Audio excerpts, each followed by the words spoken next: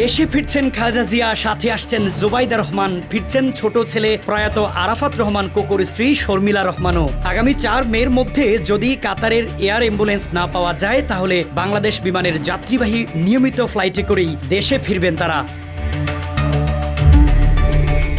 তবে খালেদা জিয়ার সাথে তারেক রহমানের স্ত্রী ডাক্তার জুবাইদা রহমানের আসার খবর পাওয়া গেলেও তারেক রহমান নিজে দেশে ফিরবেন কিনা তা এখনও জানা যায়নি। বিএনপির পক্ষ থেকেও তার দেশে ফেরার ব্যাপারে কোনো তথ্য পাওয়া যায়নি।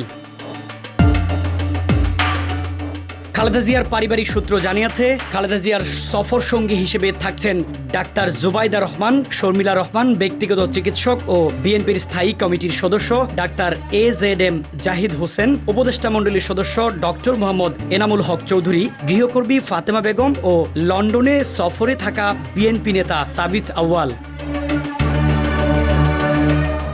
জানা গেছে, যুক্তরাজ্যে ছেলের বাসায় চিকিৎসাধীন বিএনপি চেয়ারপারসন আগামী 4 বা 5 মে দেশে ফিরতে পারেন। তবে বিষয়টি নির্ভর করছে এয়ার অ্যাম্বুলেন্স পাওয়ার উপর। এখন পর্যন্ত এয়ার অ্যাম্বুলেন্সের বিষয়টি সুরাহা হয়নি, তাই তারিখটি নির্দিষ্ট নয়। তবে সূত্র বলছে, এয়ার অ্যাম্বুলেন্স যদি একান্তই না পাওয়া যায় তাহলে বাংলাদেশ বিমানের যাত্রীবাহী নিয়মিত ফ্লাইটে করেই দেশে ফিরবেন সাবেক প্রধানমন্ত্রী খালেদা জিয়া।